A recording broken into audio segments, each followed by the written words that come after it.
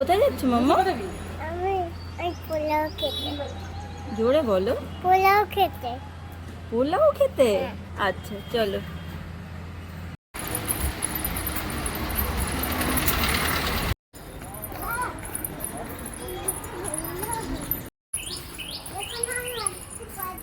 এটা খাবো।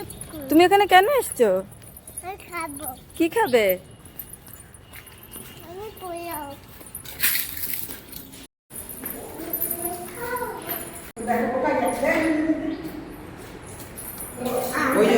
যাও যাও যাও যাও, ওই জন্য আমার খাইয়ে দেবে।